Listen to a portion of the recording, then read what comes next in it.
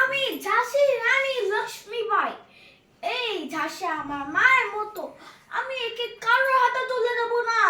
ব্রিটিশরা বলেছিল ঝাঁসি আমাদের হবে, আর আমি বলেছিলাম আমি আমার ঝাঁসি দেব না। আমি শুধু রানী নয়, আমি একটু যোদ্ধা। ঘোড়ায় চড়ে, তলোয়ার হাতে আমি যুদ্ধের ময়দানে নেমেছিলাম।